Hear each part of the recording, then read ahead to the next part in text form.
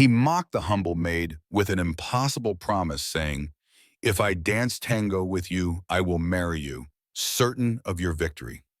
But what happened on that dance floor not only silenced everyone present, it also sparked a passionate love affair that would change their lives forever. In a ballroom where the glitz of luxury blinded hearts, a young maid kept a secret behind her simple uniform. Her challenge to an arrogant millionaire seemed crazy, a joke that everyone expected to end in humiliation. But what no one knew was that her courage would be born of pain and that her dance would be a blaze of hope. The night that began with cruel mockery was about to become the stage for a love that would defy all conventions. Before you start, like this video, subscribe to the channel, and comment below where you are watching from. In the comments, you will find the Pix key to make donations, which helps us continue telling more stories and helping my family. May your life be filled with blessings if you click the button below that says subscribe or subscribe me. Now let's begin. Sophia moved like a silent shadow among the guests at the Montenegro mansion. Her impeccably white and black uniform was armor that made her invisible to most. But to her, it was a constant reminder of everything she had lost.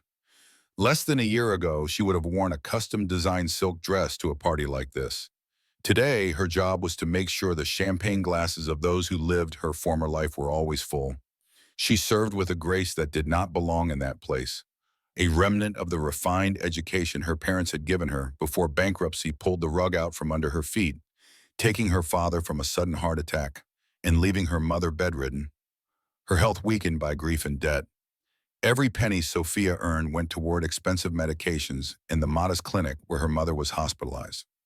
No one in the opulent party room of the flamboyant magnate Montenegro knew that the girl with her head down, replenishing the trays of canapes, was fighting a silent war for the life of the one she loved most. Her gaze crossed the room and rested on him. Alejandro Montenegro, tall, with broad shoulders that filled his designer suit.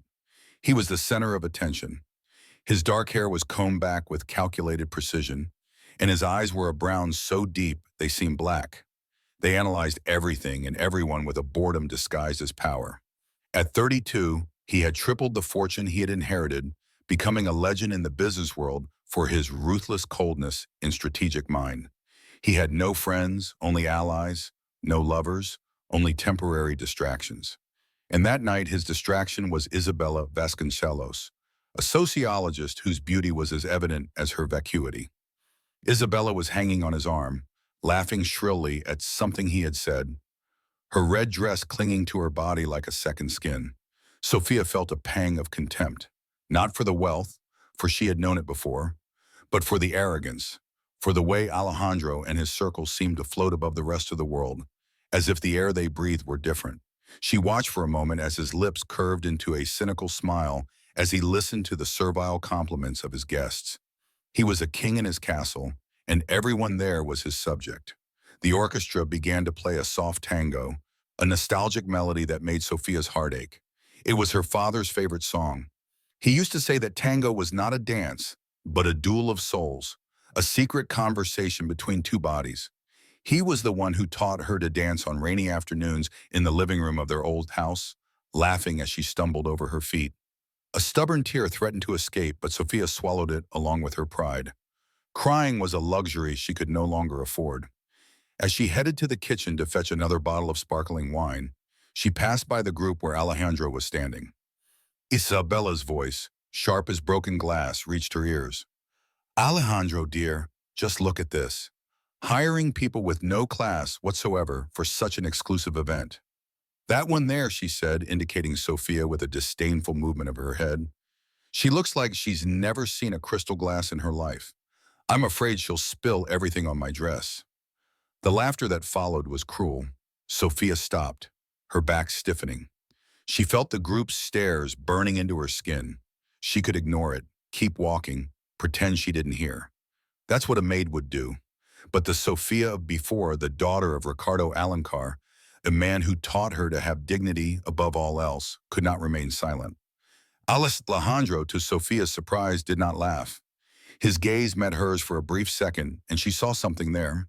Not pity, but a cold, almost analytical curiosity, as if she were a mathematical problem he was solving. He did not defend her, But he did not endorse the mockery either. He just watched, impassive. It was this indifference that hurt the most.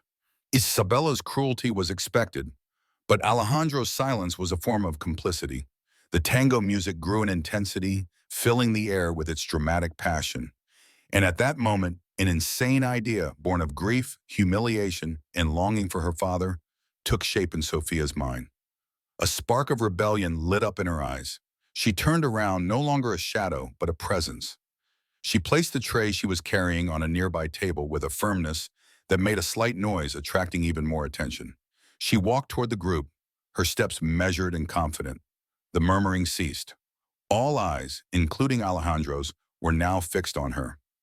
Isabella looked her up and down, a scornful smile on her face. "Did you miss something, sweetheart? The place for employees is in the kitchen." Sophia ignored her completely. Her eyes were fixed on Alejandro's. The orchestra seemed to be playing just for them at that moment. "Mr. Montenegro," she said, her voice clear and firm, without a hint of hesitation. He raised an eyebrow, the first sign of genuine interest he had shown that evening. "Yes." His voice was deep and resonated with authority. "I overheard your conversation," Sophia continued, her heart pounding against her ribs, a mixture of fear and adrenaline coursing through her veins. "It seems that you and your guests believe that people like me don't belong in an environment like this, that we have no class, no talent, no soul." A shocked silence fell over the room. The people around them began to pay attention, sensing the smell of an unexpected confrontation. Isabella was livid. "How dare you, Alejandro? Send this insolent girl away right now." But Alejandro just made a subtle gesture with his hand for Isabella to be quiet, his gaze never leaving Sophia. There was a dangerous gleam in his eyes, a mixture of irritation and fascination. "And what do you propose?" he asked, his tone bordering on mockery. "Do you want to teach me a lesson in manners?" Sophia did not answer, a small, defiant smile appearing on her lips. "I want to propose a bet." The mockery on Alejandro's lips turned into a smile of pure arrogance. He leaned forward slightly, like a predator studying its prey. "A bet? And what could a maid bet with me? Your tip for the night?" The group laughed, but the laughter died when Sophia didn't flinch. "I'll bet my dignity," she said, her voice echoing in the silence that had settled. "If I can dance this tango with you now and show you that I have more passion and soul than any of the women around you, you'll have to admit in front of everyone that you were wrong." Alejandro Rio. A short, dry laugh, devoid of humor. "You dance tango with me?" he said, as if the idea were the most absurd thing in the world. He looked at her feet, shod in simple black work shoes. "You can hardly know the steps." It was then that Isabella, seeing an opportunity to humiliate Sophia publicly, whispered something in Alejandro's ear. He listened to her, and the smile on his face became more cruel, more cutting. He straightened up, assuming the posture of a supreme judge. "All right, I accept your bet," he said loudly, so that everyone could hear. "But bets need to be more interesting." He looked her up and down, his eyes lingering on her uniform, on her hands calloused from work. He wanted to humiliate her, to crush that spark of defiance he saw in her. "I'll do better if you dance the tango here and now, in a way that really impresses me." He paused dramatically, his smug smile growing. "I'll marry you." A collective gasp rippled through the room. It was such a grand, absurd mockery that everyone understood the message. He was putting her in her place, showing that the distance between them was as vast as the proposal was ridiculous. The humiliation would be complete. She would make a fool of herself on the dance floor, and he would dismiss her with a laugh. Isabella smiled triumphantly. It was perfect. But to everyone's shock, especially Alejandro's, Sophia did not back down. Her eyes flashed with fierce determination. The fear was gone, replaced by cold fury. She knew he expected her to run away, to cower in the face of public humiliation. But he had touched something sacred, the tango, the memory of her father. "I accept," she said, her voice sounding like the tolling of a bell.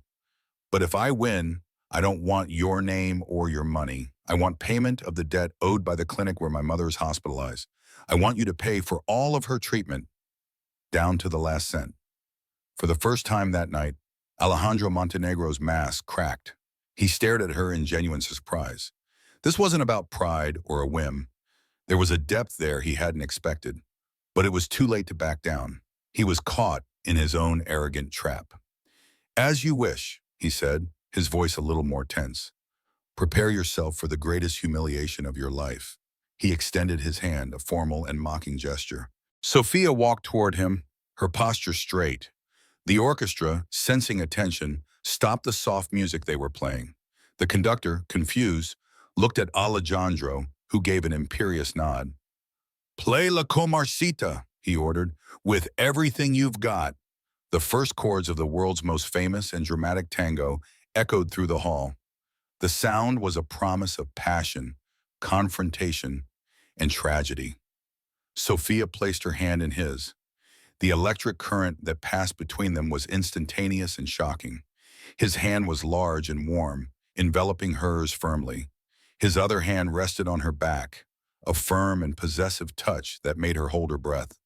For a moment, the outside world disappeared. There was only the music, the warmth of his touch, and the challenge in his eyes. He expected her to be stiff, awkward. He planned to lead her around in circles, exposing her lack of skill before dismissing her. But when he took the first step, she followed him not as a subordinate, but as a partner. Their bodies moved together as if they had rehearsed for years. Sophia closed her eyes for a second, channeling every memory of her father, every lesson, every laugh. She wasn't dancing for Alejandro. She was dancing for her father, for her mother, for her own lost soul. The first turn was fluid, perfect. The surprise on Alejandro's face was subtle, but Sophia felt it in the pressure of his hand. He responded with a more complex step, a cut. And she not only executed it, but added a flourish of her own, a subtle, proud nod of her head that momentarily took his breath away. The mockery in his eyes began to melt, replaced by an amazement he hadn't felt in years. Who was this woman? The hall was in absolute silence. The guests who had been expecting a comedy were now witnessing a work of art. Sophia was not only technically perfect, she danced with raw, overwhelming emotion. Each step was a story, longing, pain, anger, hope. It was all there in every twist of her body, in every intense look she gave him. She was no longer the maid. He was no longer the millionaire. On that dance floor, they were equals, two combatants, two lovers, two souls in a feverish dialogue. Alejandro's lead, initially dominant and arrogant, began to change. He stopped trying to subdue her and began to respond to her. The dance transformed from a display of power into a duet. He spun her around, and instead of looking fragile, she seemed to fly before landing back in his arms, stronger than before. Their legs intertwined in a precise and sensual hook, and the physical contact, so intimate and charged with electricity, made Alejandro's heart beat out of rhythm. He could feel her warmth through the thin fabric of her uniform, the soft scent of lavender in her hair, her breath panting close to his face. He lost himself in those eyes. Eyes that had once seemed dull and submissive now burned with a fire that threatened to consume everything. The mask of ice he had worn for so long began to crack, and beneath it, a man he had forgotten existed began to awaken. The music reached its climax, dramatic and powerful. In an impulse he did not understand, Alejandro leaned back in a sweeping finale, his body hovering over hers, their faces inches apart. His hands, which had previously held the whiskey glass with indifference, now held that woman as if she were the most precious thing in the world. Their breath mingled in the air, her scent intoxicating him, a mixture of honest work and undeniable femininity. He could feel her heart beating wildly against his hand, or perhaps it was his. For a long, tense moment, he wanted to kiss her. He wanted to kiss that insolent waitress in front of all of high society, in front of Isabella, and to hell with the consequences. The desire was so strong, so primal, that it frightened him. The last note of the song hung in the air and then died, leaving behind a deep, heavy silence. For a few seconds, no one moved. The entire hall seemed to be holding its breath. Then slowly, Alejandro brought her back to an upright position. He didn't let her go. His hands were still on her, and his eyes were still locked on hers, trying to decipher the enigma she represented. The spell was broken by a sound, a solitary clap, then another and another, until the entire hall erupted in thunderous applause. People weren't just applauding a dance, They were applauding the courage, talent, and pure emotion they had witnessed. Sophia finally looked away, a blush rising to her cheeks as she realized what she had done. The adrenaline began to wear off, giving way to an uncontrollable tremor. She moved away from Alejandro, feeling suddenly exposed and vulnerable without the warmth of his arms. He watched her walk away, feeling an inexplicable loss. His eyes scanned the room and landed on Isabella, whose face was contorted into a mask of fury and disbelief. The triumph he had hoped to see in her eyes was not there. Instead, he felt only revulsion at her pettiness. His gaze returned to Sophia, who was now standing near the wall, trying to become invisible again, but it was too late. Everyone had now. She had won. The bet, the thought hit him like a punch. "I'll marry you," the ridiculous phrase, spoken with such disdain, now hung in the air like an irrefutable promise. But she had changed the terms. The treatment of his mother, a wave of respect, something Alejandro rarely felt, washed over him. She wanted nothing for herself. With a sharp nod to his security guards, he began to make his way through the crowd, ignoring the questions and curious glances. He needed to talk to her. He needed to understand. He found her in the hallway leading to the kitchen. She was leaning against the wall, eyes closed, breathing deeply as if trying to compose herself.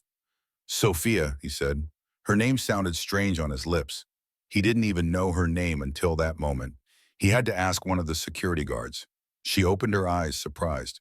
"Mr. Montenegro, He began, but the words failed him. The man who closed billion-dollar deals with a single word was speechless in front of a young maid. "Your mother's debt," he finally managed to say, his voice hoarser than usual. "Consider it paid. Give me the name of the clinic and the details. My assistant will take care of everything tomorrow morning.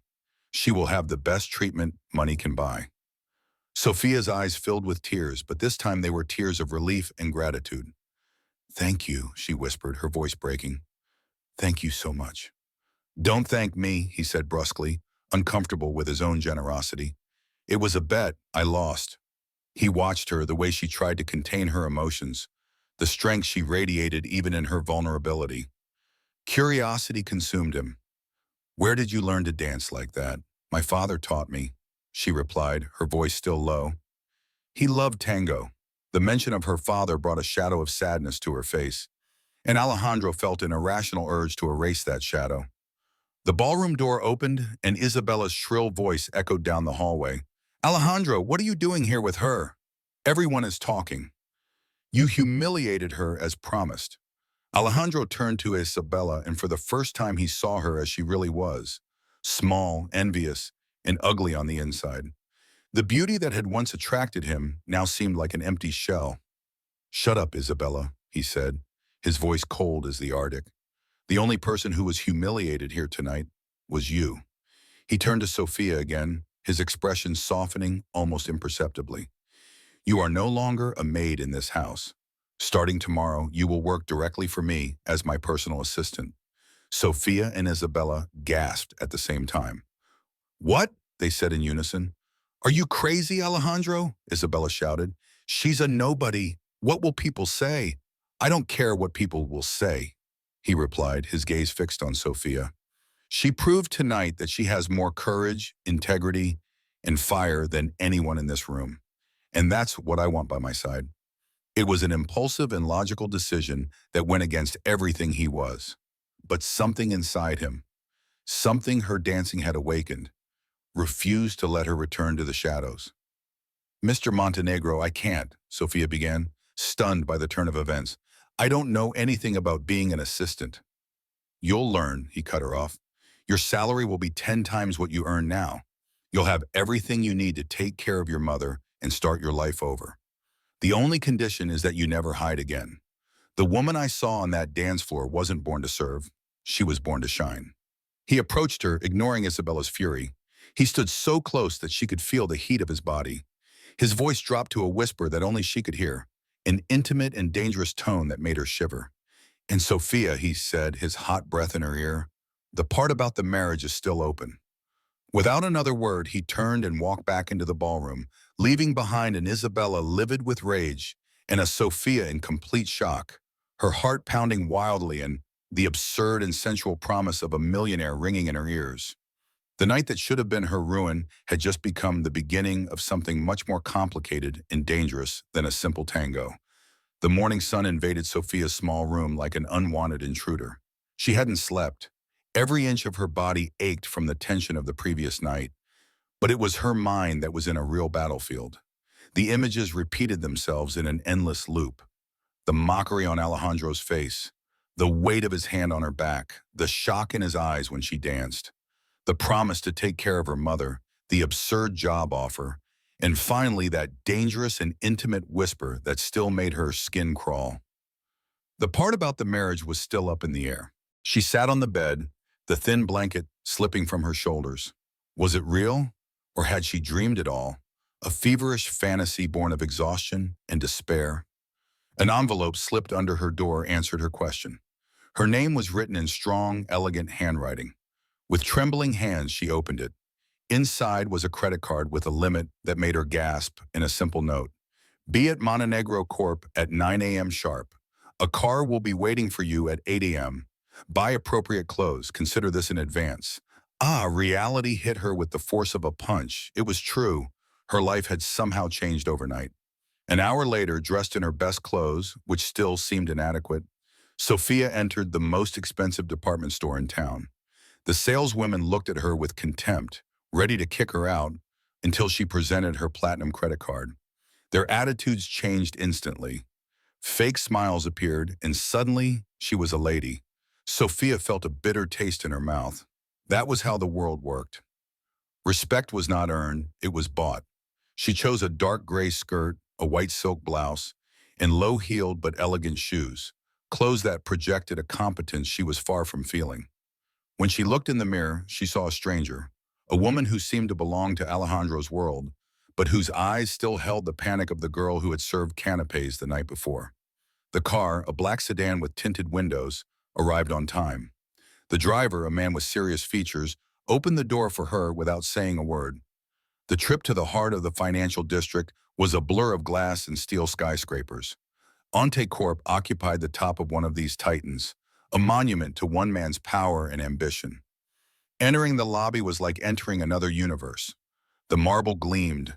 The silence was broken only by the soft click of expensive heels and the discreet hum of activity. Everyone moved with purpose, exuding confidence and success. Sophia felt like a fraud. At the reception desk, she stammered her name, and the receptionist, an impeccable blonde woman, raised a perfectly arched eyebrow. Sophia Alencar, Mr. Montenegro is waiting for you. The way she said you made it clear that Sophia was an anomaly there. She was led to a private elevator that ascended in swift silence and dropped her directly on the top floor, the sanctuary of Alejandro Montenegro. The door opened to an office that was larger than the entire apartment where Sophia lived. One entire wall was glass, offering a panoramic view of the city. The furniture was minimalist, modern, and clearly very expensive. And there, sitting behind a huge dark mahogany desk, was he. His eyes scanned her from head to toe, his expression indecipherable. You're 5 minutes late, it was the first thing he said. His voice was as cold as the daycare. The car got stuck in traffic. Sir, she replied, trying to keep her voice steady. He gestured to the chair in front of him. Traffic is a predictable variable. Next time, leave earlier. Sit down. Sophia sat on the edge of the chair, her purse firmly in her lap. The silence that followed was heavy. He continued to work on his computer, deliberately ignoring her, leaving her to stew in nervousness. Every second felt like an hour. Finally, he looked up. First rule for working for me, Sophia, I hate incompetence. Second rule, I demand absolute loyalty.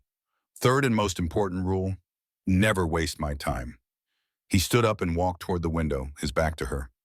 Your job will be to filter everything in my life, my emails, my calls, my schedule. You will know all my secrets, every deal, every weakness of my enemies.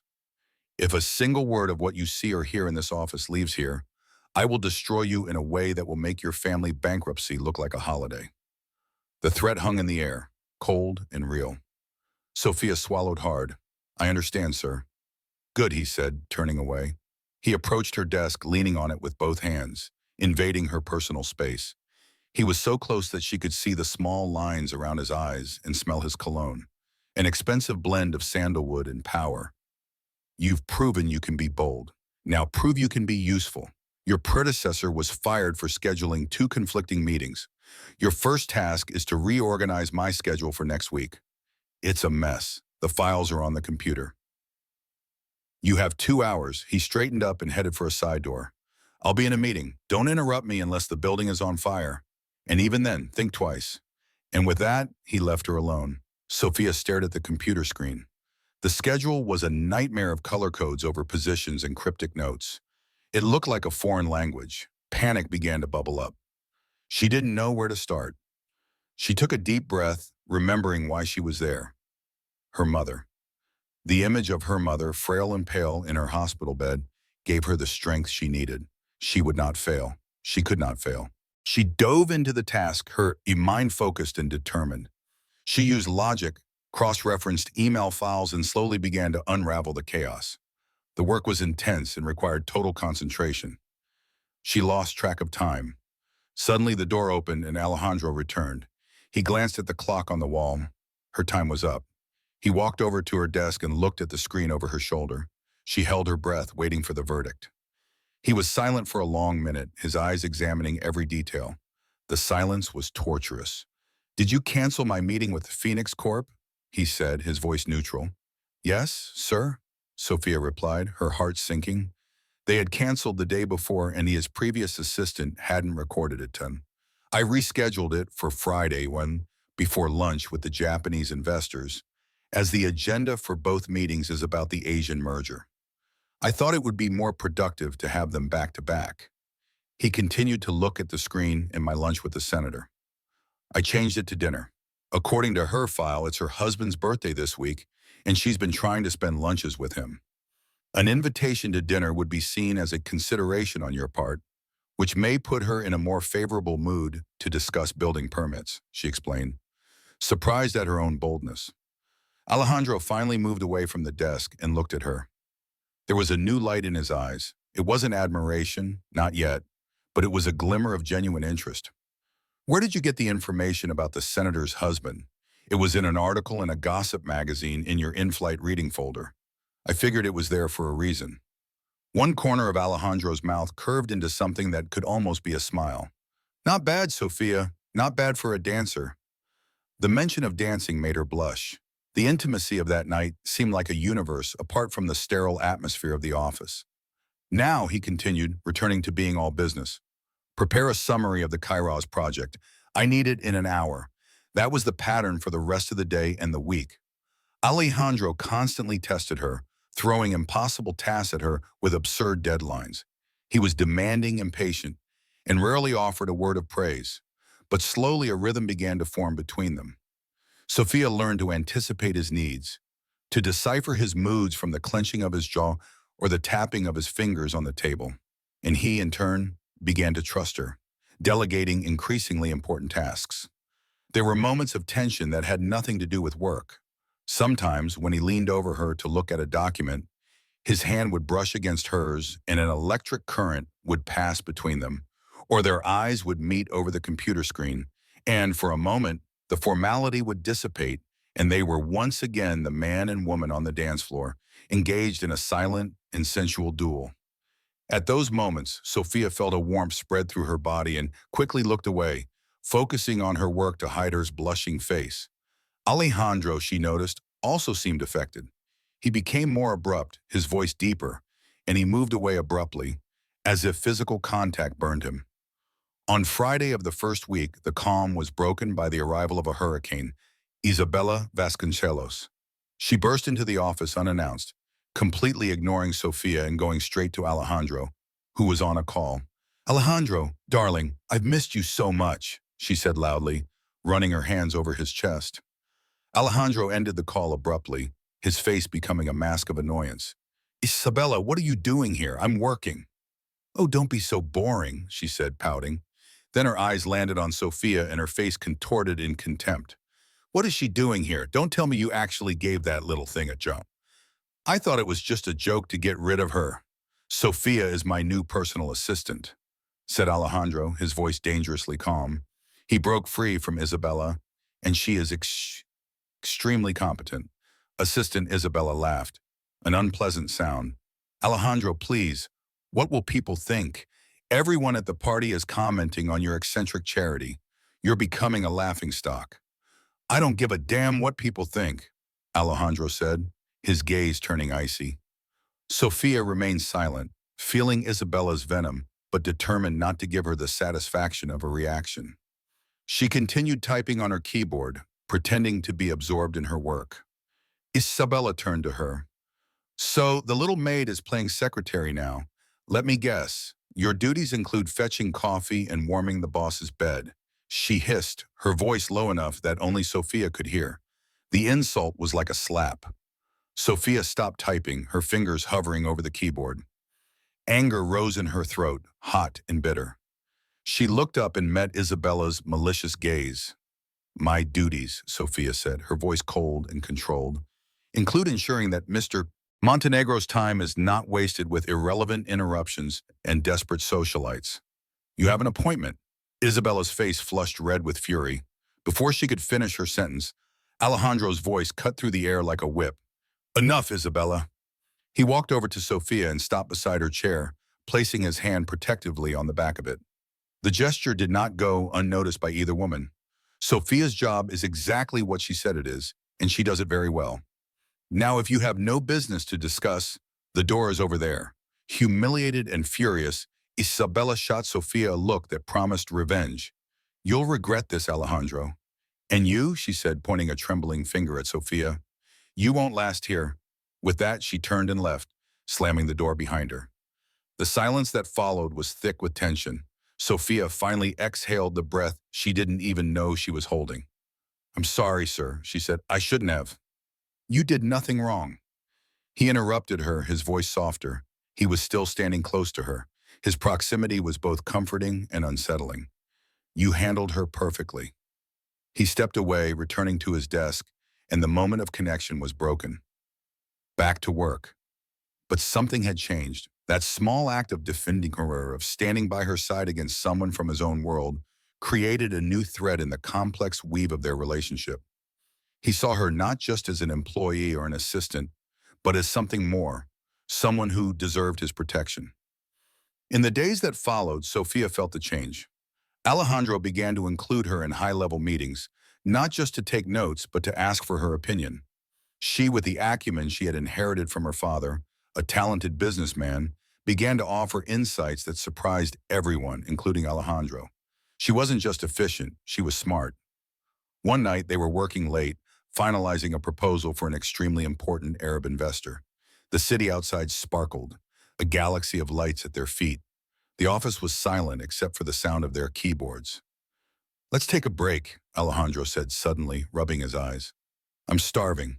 What do you want to eat? Sophia was surprised. Anything is fine with me, sir. For God's sake, Sophia, stop calling me sir when we're alone.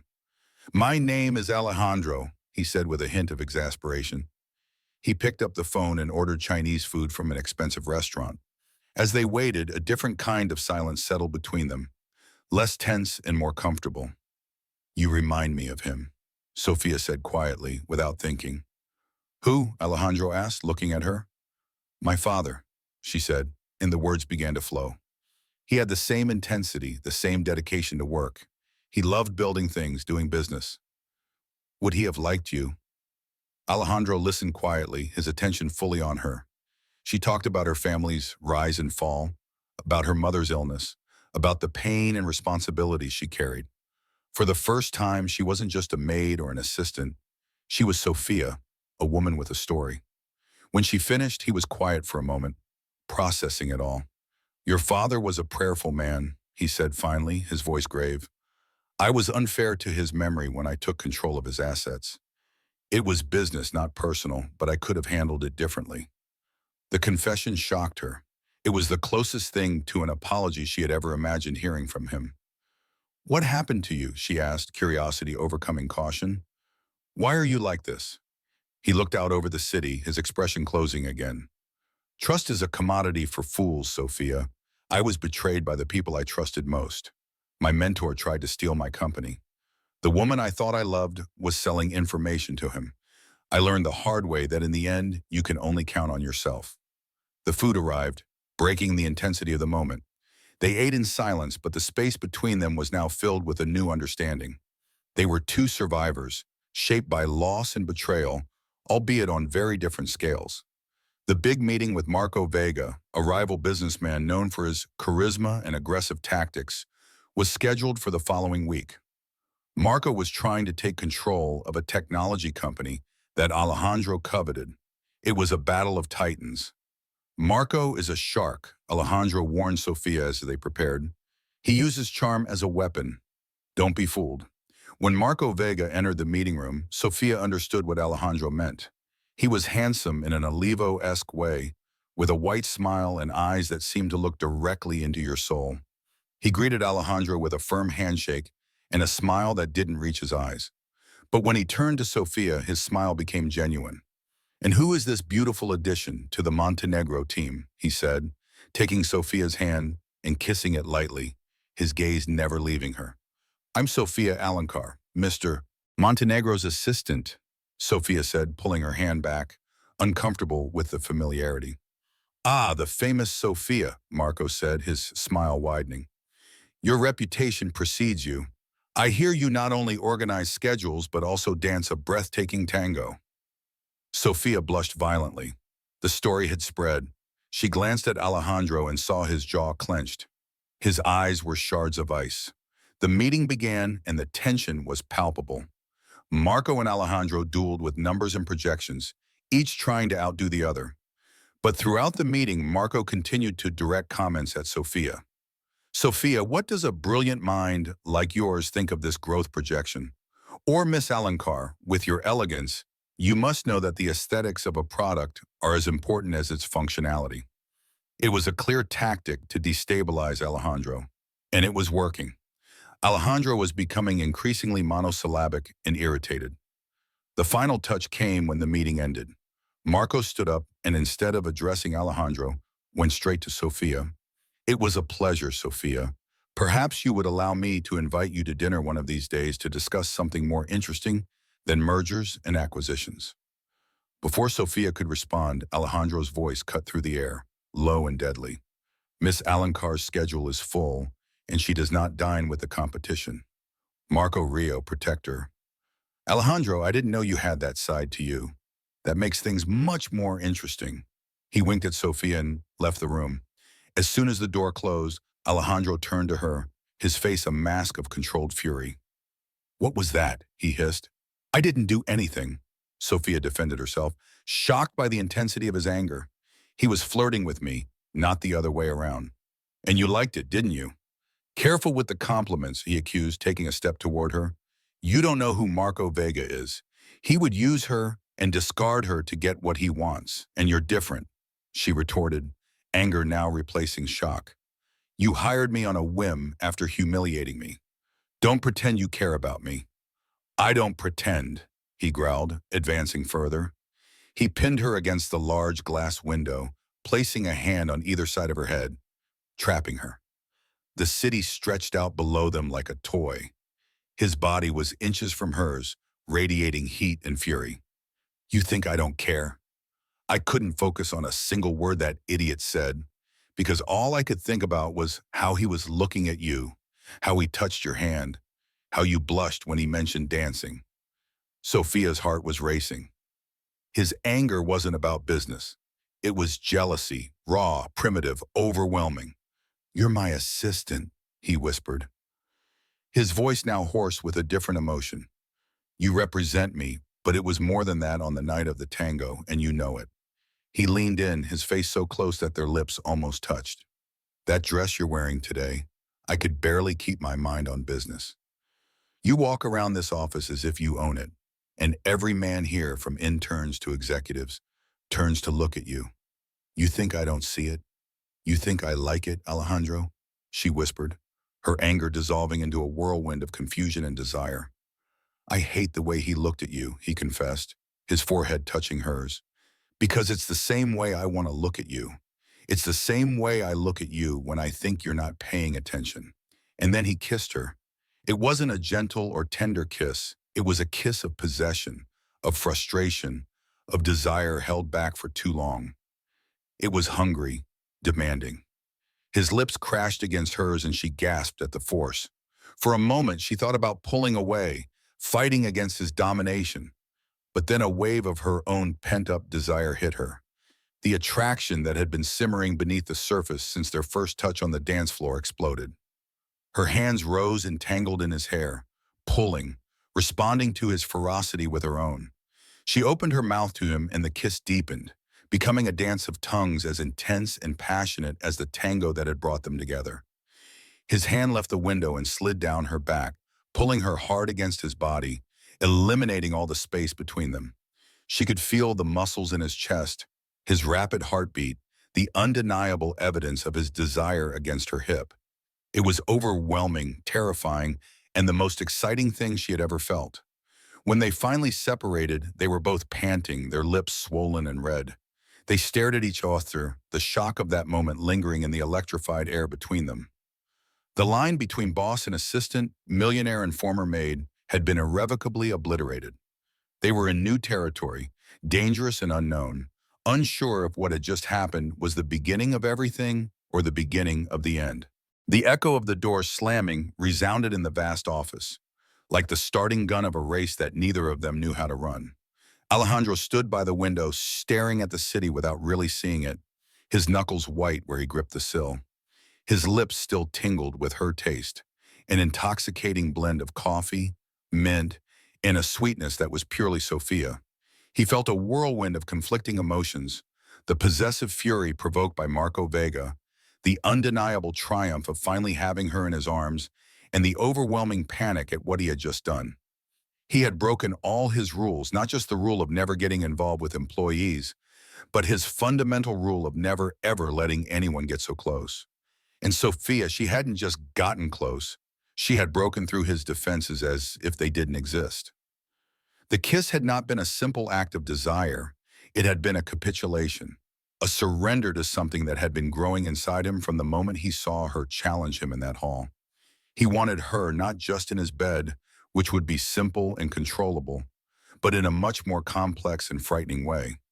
He wanted her sharp intelligence, her quiet strength, the way her eyes sparkled when she solved a complex problem. He even wanted her stubbornness, the spark he saw in her when she confronted Isabella. The phone on his desk rang, pulling him out of his thoughts. It was his head of security. "Sir, sorry to interrupt, but Isabella Vasconcelos is in the lobby causing a scene.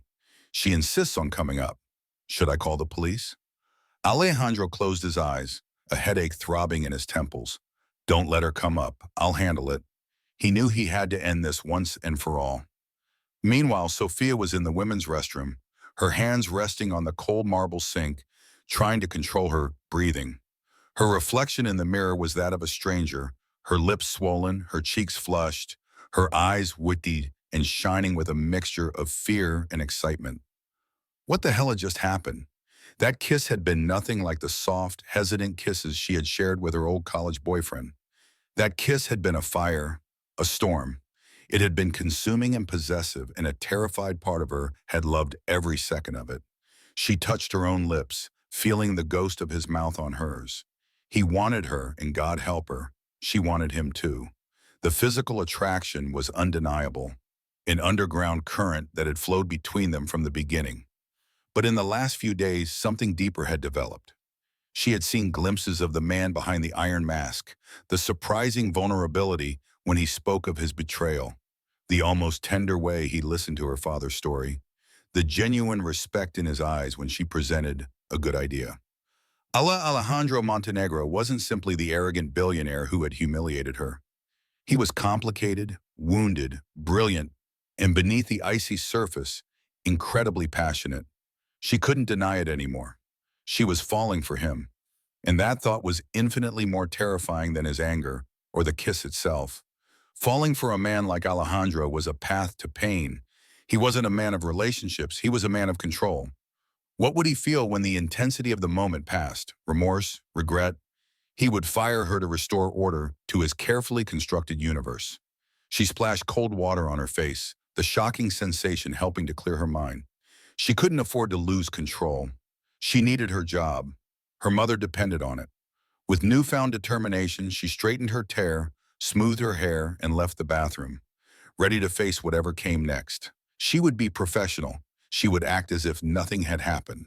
When she returned to her post, she found Isabella standing in front of Alejandro's desk, her face red with anger. "You can't just discard me like this, Alejandro, after everything we've been through together."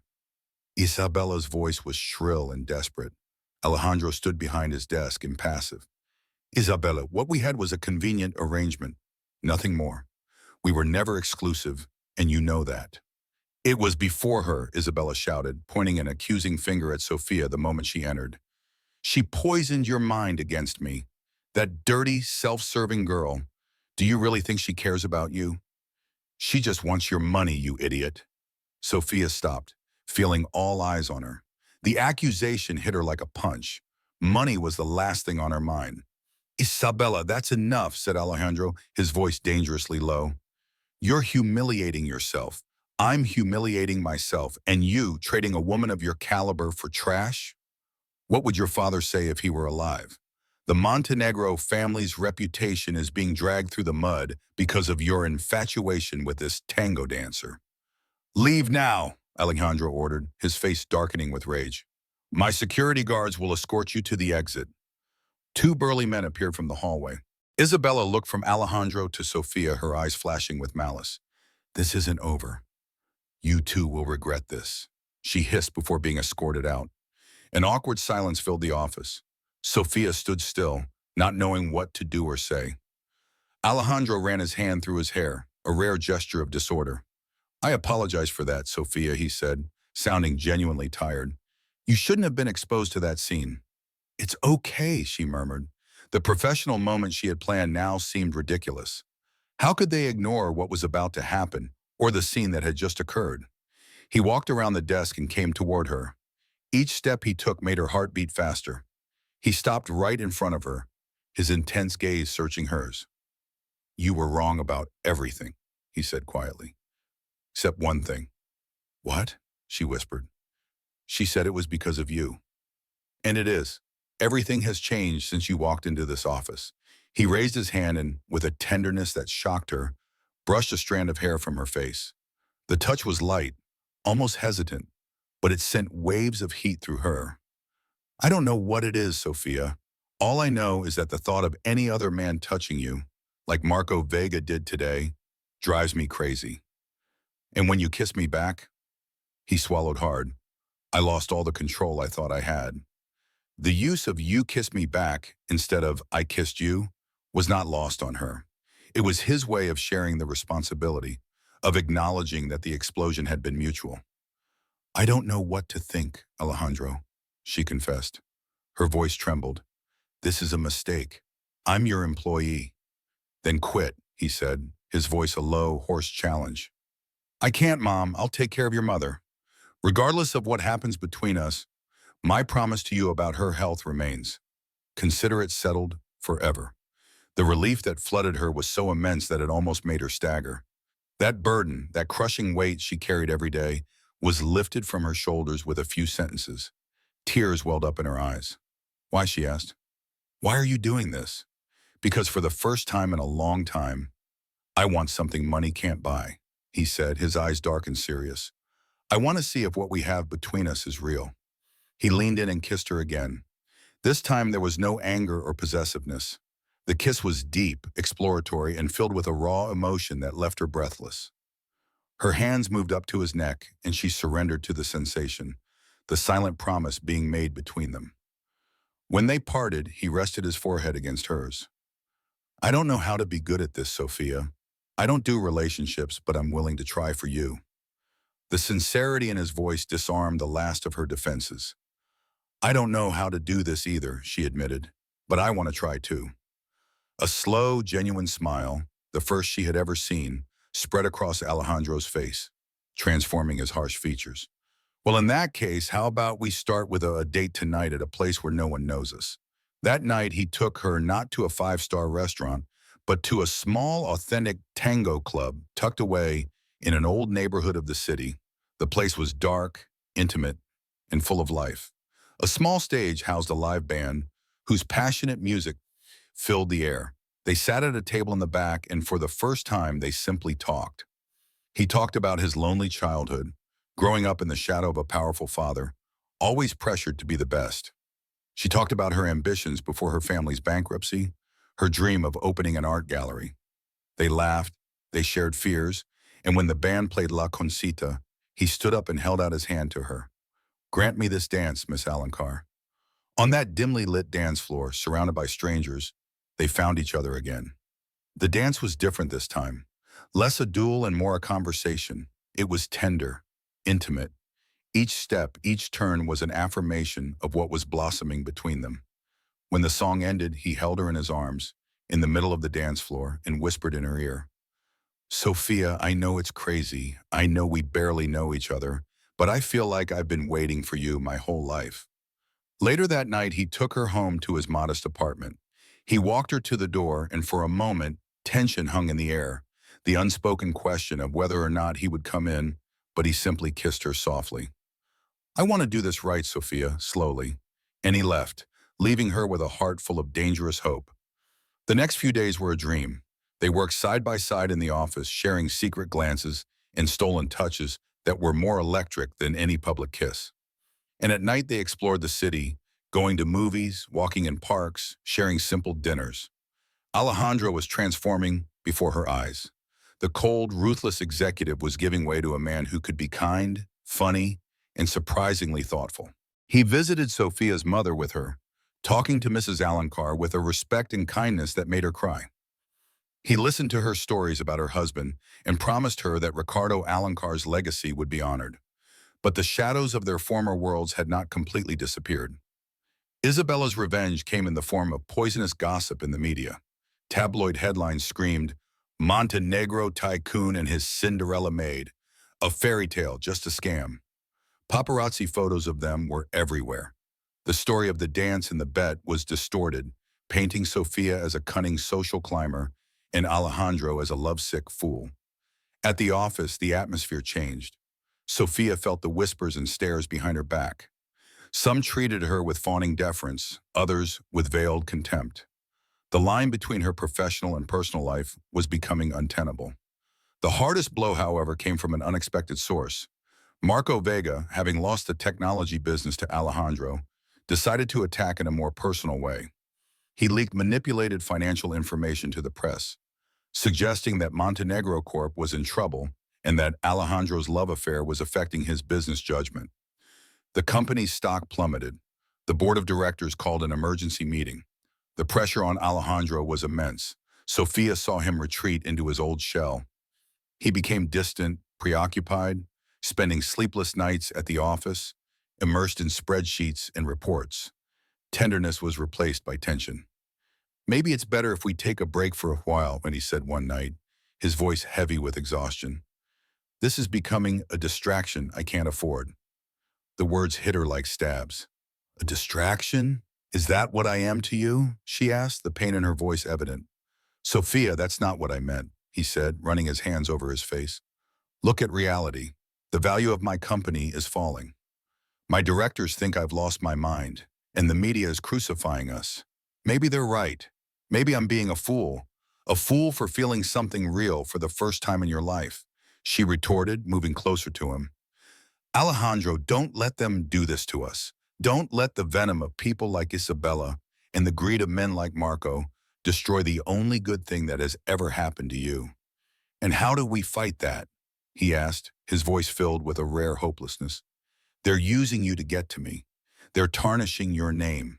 "Then we fight together," she said, cupping his face in her hands, forcing him to look at her. "You taught me not to hide. I'm not going to start now. You're the smartest, strongest man I've ever met. Use that brilliant mind to fight, not to hide behind walls of ice, and let me help you."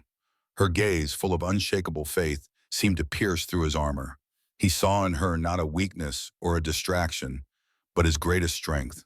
He pulled her into a tight embrace, burying his face in her hair.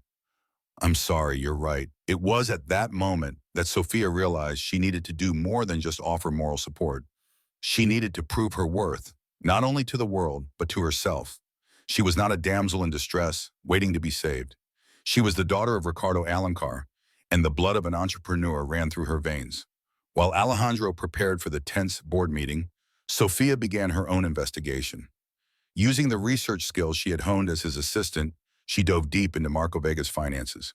She spent sleepless nights, fueled by coffee and determination, cross-referencing public records, news articles, and investor reports.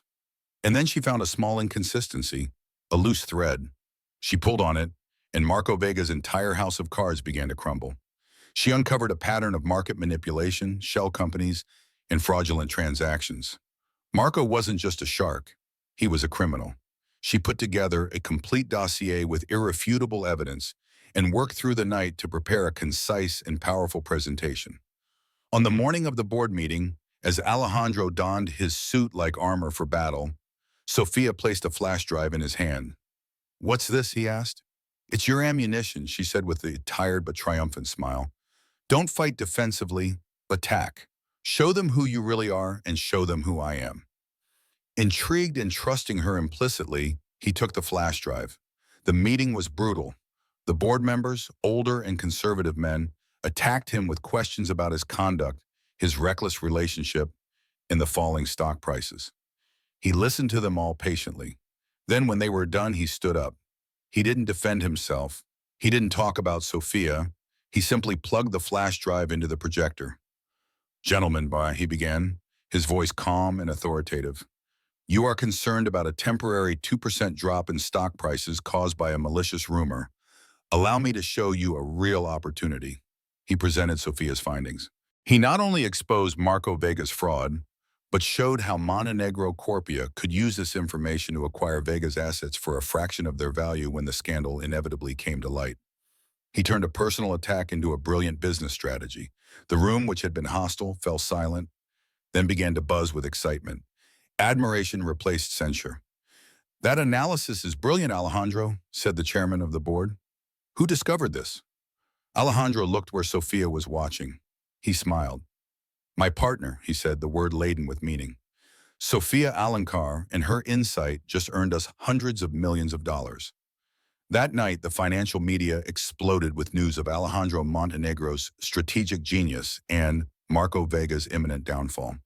Montenegro Corp's stock soared. Gossip about the Cinderella maid was replaced by articles about Montenegro Corp's new brilliance. Alejandro returned to the office where Sofia was waiting for him. He didn't say a word, just walked over to her, picked her up in his arms, and spun her around in the air. "We did it," he said, laughing, a joy she had never heard before. "No, Alejandro, you did it. I just gave you the map," she said, her heart overflowing with pride and love. "You're wrong," he said, setting her down but keeping her close. "You are my map. You are my compass." He kissed her, a kiss full of gratitude, relief, and a depth of love that they both now fully recognized. They were no longer just a boss and his assistant, nor a millionaire and his protege. They were partners in every sense of the word. "Marry me, Sophia," he whispered against her lips. It wasn't a mocking bet in a crowded ballroom. It was a sincere request from the heart of a man who had finally learned to love. "Marry me, be my partner, my wife, my everything. Be with me for the rest of our lives." Her eyes filled with tears of happiness. "Yes," she whispered. "Yes, I'll marry you." At that moment, on top of the world, with the city sparkling below them, they knew that the hardest part of the journey was over. But a new challenge loomed on the horizon. Building a life together, bringing their two very different worlds together, would be the most complicated tango they would ever have to dance. And the news that Sophia had not yet shared with him, a little secret she had been keeping for 2 weeks, would add an entirely new and unexpected step to the choreography of their lives. She touched her abdomen subtly, a secret smile on her lips. Their tango was about to become a trio.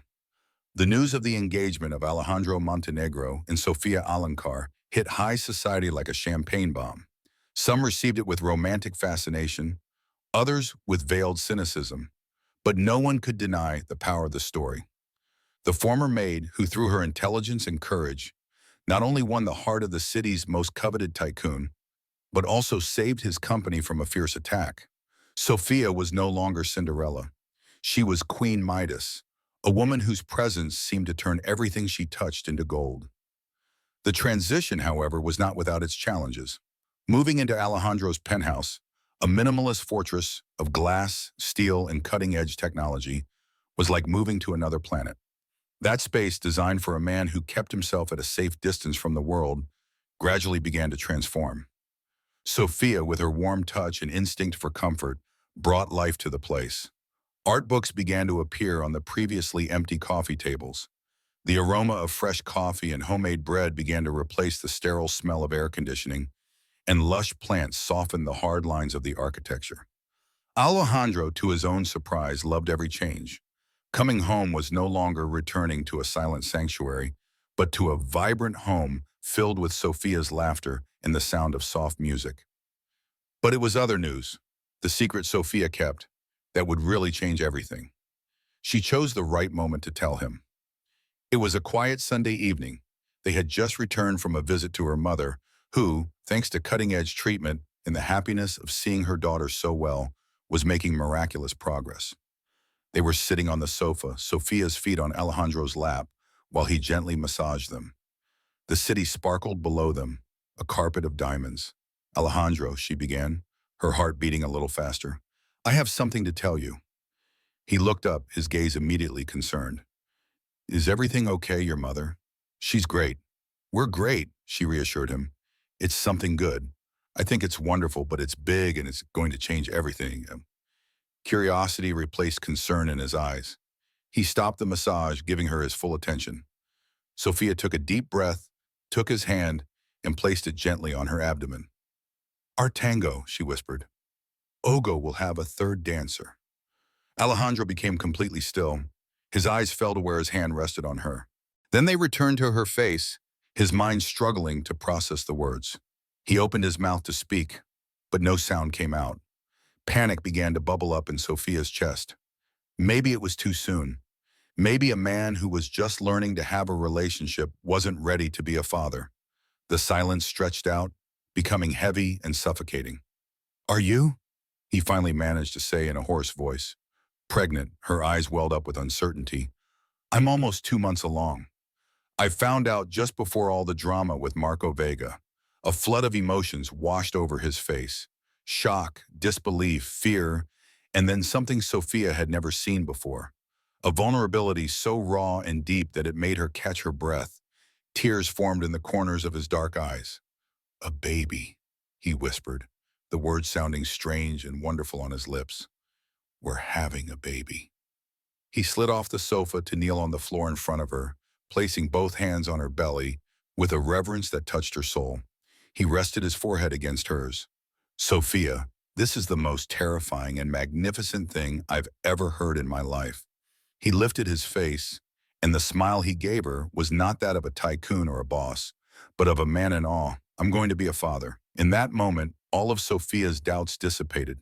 This was the real Alejandro, the man she loved, stripped of all his armor. The news of the pregnancy accelerated their wedding plans. They didn't want a media spectacle, but an intimate celebration of love and the new life they were creating. The wedding was held in the gardens of Sophia's parents' old house, which Alejandro had bought back and was secretly restoring as a wedding gift for her. It was a small ceremony with only their closest friends and family. Sophia's mother, in a wheelchair, but with eyes shining with happiness, held her daughter's hand throughout the ceremony. When Alejandro made his vows, he did not speak of business or wealth. He spoke of how Sophia had burst into his gray life with color and passion, how she had taught him to trust and love again. "You didn't just dance a tango with me, Sophia," he said, his voice choked with emotion.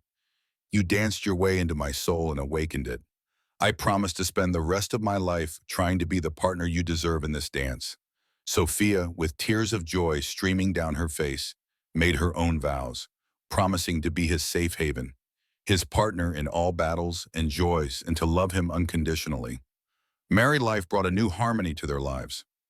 Alejandro, the man who once considered work the only important thing, began leaving the office early.